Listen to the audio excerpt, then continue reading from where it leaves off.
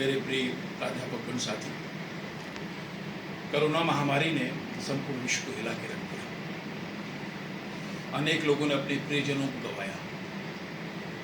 यहाँ आकर कहीं मुझे वो किंवदंती याद आती है कि मनुष्य नहीं समय होत बलवान। निश्चित रूप से हम इस महामारी के चक्र में उलझे, मगर ज़िंदगी में परेशानियाँ तो आती हैं।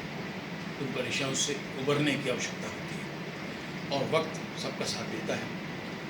हमने इस महामारी से बहुत से सबक लिए हैं। हमने सीखा कि सामाजिक सौहार्द एकता कमियों में जीने के लिए मनुष्य अगर चाहे तो अनेक चीज़ों की कमियों के साथ भी अपना जीवन सुखीपूर्वक जी सकता है।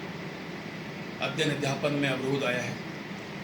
अध्ययन अध्यापन के क्षेत्र में जो तकनीकी व्यवस्थाएं बनी वो संभवतः हमारी कल्पना के बाहर था, मगर अब हम ऐसा महसूस करते हैं कि न केवल अध्ययन अध्यापन बल्कि रोजगार के क्षेत्र में भी ऑनलाइन सर्विसेज का जिस तरह से बोलबाला छाया है, हमें अपने दृष्टिकोण, अपने अध्ययन और अपनी तकनीकी कौशल को बढ़ाना पड़ेगा। आज आपके सामने सबसे बड़ी चुनौती ये है कि जो हमसे बिछुड़ गए उनके आशीर्वाद, उनके जीवन के उन लक्ष्यों को ध्यान में रखते हुए हम आगे बढ़ें, रुके नहीं।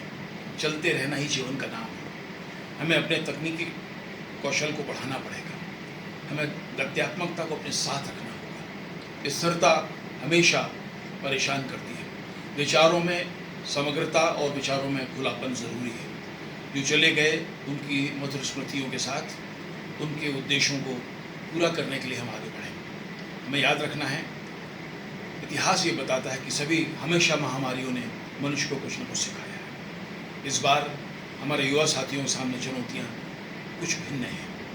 हमें रोजगार के लिए अपने अंदर कुछ न कुछ कौशल विकास करना होगा और कौशल विकास के लिए हम अपनी क्षमता, योग्यता और आर्थिक सामर्थ्य के अनुरूप किसी न किसी कौशल का विकास करें, ताकि हम रोजगार के क्षेत्र में अपने आप को एक श्रेष्ठ रोजगार में शामिल कर सकें। और अगर स्वरोजगार का विषय है तो हमारे अंदर वो स्वाभिमान और वह सामर्थ्य पैदा करना है जो किसी भी चुनौती का सामना करने के लिए हमें सक्षम बनाए।